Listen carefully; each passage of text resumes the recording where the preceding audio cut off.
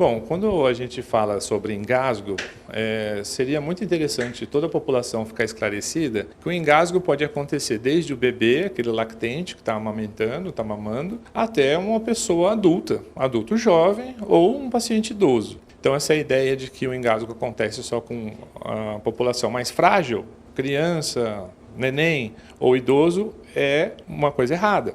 Não está certo. Todos podem se engasgar. O que pode facilitar o engasgo? Então, deveria ser uma forma de evitar para ser uma prevenção. Pessoas, por exemplo, adultos, que têm algum tipo de sequela motora, alguma deficiência na deglutição, tem que estar sempre acompanhada de alguém e quando for ingerir alimentos, sempre alimentos que não sejam grandes. Então, que tenham proporções adequadas para que ela consiga deglutir e não tenham risco de engasgo. Pessoas que não têm essas sequelas, quando ingerem, por exemplo, bebida alcoólica abusivamente, existem situações que são intoxicação etílica, que ela tem consequências. Uma delas é diminuir o reflexo e o nível de consciência, a ponto que você pode perder alguns reflexos e ter mais facilidade de se engasgar, e principalmente se você estiver ingerindo carnes ou outras substâncias que são com uma consistência mais endurecida e de um tamanho maior. Então, existe esse risco? Sim. Aí aquelas pessoas em situações mais frágeis, como pacientes idosos, já com mais debilidade, os riscos são maiores ainda. Então, sempre tem que estar assistido, uma alimentação assistida com alguém, algum cuidador, alguém próximo, assim como o bebê ou a criança. A criança ainda tem o risco de engasgo com brinquedos. Então, a prevenção é tomar cuidado para brinquedos que tenham selo de qualidade, que sejam inspecionados, que não desmontem, que não tenham peças que possam se encaixar. E o que é o engasgo em si? O engasgo é quando algum corpo estranho, em vez de descer pelo esôfago, ele cai no buraco da traqueia. Então ali não passa mais ar. Isso a gente chama de engasgo grave. Existe o engasgo simples, que é aquele que você está tomando, comendo, falando, fazendo 10 coisas ao mesmo tempo, e aí entra uma gotícula de alguma coisa na sua traqueia. O que acontece? Você tosse, fica vermelho, dá uma sensação horrível. Isso é o engasgo simples. Dá um tapinha nas costas, tá tudo bem. Resolve. O engasgo grave, não. Precisa fazer uma manobra correta. A manobra correta é a manobra de Heimlich, para o paciente, a pessoa que ainda está acordada, não perdeu a consciência. Depois que ela perde a consciência, aí tem que fazer compressão torácica. E desde o início, quando se percebeu o engasgo grave, precisa pedir ajuda. Ligar no 92 ou no 93, solicitar ajuda, ou no caso, quem tem o benefício do SOS Unimed, solicitar a nossa central e a gente vai e atende a pessoa. Todas essas situações, além de você pedir ajuda, imediatamente você precisa participar.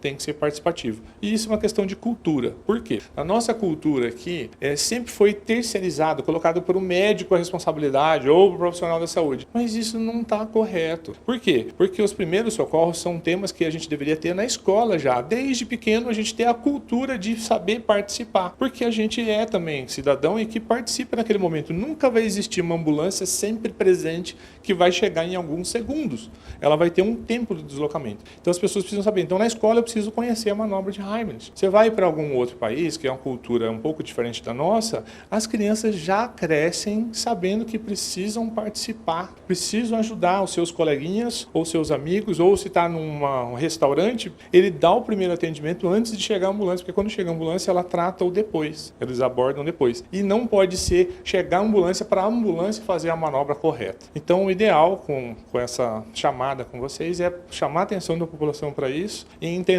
a corresponsabilização de todos, de participarem, de entenderem, conhecer como é uma manobra e, se Deus quiser, um dia isso ter dentro da carreira, dentro da grade curricular das escolas, para que todo mundo, das empresas, todos saibam as noções mínimas de primeiro socorro para poderem participar, para essas pessoas terem maior chance de sobreviver numa situação dessa, como essa tragédia. Isso, quando essa obstrução total, o que acontece? Tranca e não entra o ar. A pessoa então não consegue respirar. Um sinal universal disso, o que acontece? A pessoa engasga, geralmente ela coloca a mão no pescoço, ela não consegue falar, porque o ar precisa passar pelas cordas vocais para a gente poder falar. E esse ar sai do pulmão. Então quando está obstruído, não passa ar. Então a pessoa, qual é o sinal? Não fala, não emite som e não consegue respirar e geralmente ela fica angustiada e põe a mão no pescoço. Nessa situação tem um sinal de que tem uma obstrução total. O que acontece? Se não desobstruir, a pessoa para de respirar. Se ela para de respirar, ela vai durar alguns minutos consciente ainda, geralmente 1 ou 2 minutos ela ficar consciente, depois ela perde a consciência, ela desmaia. E se ela continuar sem respirar, desmaiada, desculpa, o que acontece? Ela tem uma parada cardiorrespiratória, por hipóxia, por falta de oxigenação, e ela morre. Então isso acontece. E não é incomum. Eu, como profissional, também trabalho no SAMU, já atendi várias vezes adultos e outras pessoas sem sequelas motoras, engasgados e que tiveram um desfecho ruim. Bom, então a gente vai demonstrar para vocês como fazer a manobra de desengasgo numa paciente que tenha um engasgo grave, ou seja, não consegue falar, não consegue respirar. Então a gente tem alguns segundos para poder agir de forma rápida. Essa manobra chama manobra de Heimlich, enquanto o paciente está consciente. Então você vai se posicionar atrás do paciente e aí você vai abraçá-lo por trás. Abraçando esse paciente com essa mão, a sua mão dominante, você vai fechá-la, colocá-la embaixo aqui na região da boca do estômago, ou seja, aqui tem um ossinho no tórax que termina a região do externo, tá? Terminou esse ossinho aqui, entre ele e o início do abdômen, você coloca essa mão fechada e essa aqui abraça ela. Com isso, você vai fazer o seguinte golpe, você vai apertar para trás e para cima ao mesmo tempo, num movimento só. Então eu vou demonstrar. E aí eu vou repetindo com o máximo de força que eu conseguir para fazer uma pressão suficiente para expelir, jogar fora esse corpo estranho.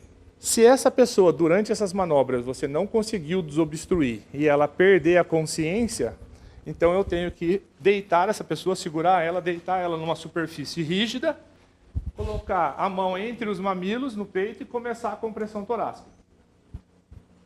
Dessa forma. Nesse tempo, ou alguém está pedindo socorro, né, desde o início da manobra, para um 92, um 93, ou no caso o SOS Unimed também. E, se você não tem ninguém para te ajudar, antes de começar essas manobras, você pode ligar no seu celular, deixar no Viva Voz, e vai falando o que você está fazendo, o que você está vivendo.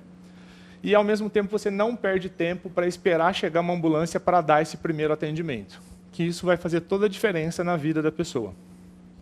E na prática, o que esses movimentos eles fazem? Bom, aquele movimento lá que eu fiz na boca do estômago, apertando por trás, vai aumentar a pressão intratorácica, de forma que ele vai fazer, com essa pressão, esse objeto que está lá na traqueia ser expelido, né? É como se você colocasse numa garrafa PET uma bolinha na ponta e você aperta ela, ela vai soltar como se fosse uma arma. Então é o mesmo princípio. Quando ele desmaiou, ele está evoluindo para uma parada cardiorrespiratória. Então, nesse momento, eu deito ele e começo as compressões torácicas até chegar ao socorro, porque a minha manobra não foi suficiente para desengasgar.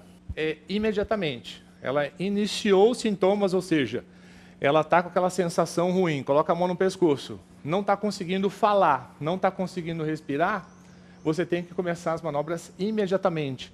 Não existe tempo de chegar uma ambulância para fazer essa manobra. Essa manobra tem que ser feita por quem está no local.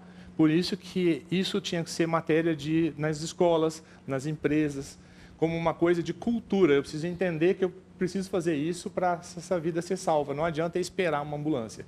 Quando chegar a ambulância, ela vai ser para tratar o depois do desengasgo. Geralmente é isso. Criança, só se for uma criança grande. Se for uma criança grande, se for bebê, a manobra é diferente. Para o bebê, a manobra é diferente. A gente tem que pegar o bebê, colocar ele deitado no nosso antebraço, com a cabeça voltada para baixo, de preferência você sentado, e aí você coloca a criança apoiada no seu joelho também. Com isso você faz 5 tapas nas costas, em direção para fazer uma pressão torácica também por trás, para sair e expelir lá na frente. Fez 5 compressões, vira a criança de frente para você e olha se o objeto saiu. Se ele saiu, tiver na boca, você puxa da boca. Você não vai enfiar o dedo lá dentro e tentar tirar. Se você fizer isso, você pode empurrar para dentro da traqueia. Se não viu, não tirou, você pode fazer 5 compressões no tórax, na região anterior. Tá? Não saiu, volta a manobra, deita a criança de frente de novo, cabeça para baixo, tá? Barriga aqui no seu antebraço e faz de novo 5 tapas nas costas. E vai repetindo isso até a criança desengasgar. Da mesma forma, não desengasgou e a criança perdeu a consciência, aí coloca numa superfície rígida e começa a compressão torácica, como tratando-se de uma parada cardiorrespiratória, tá bom?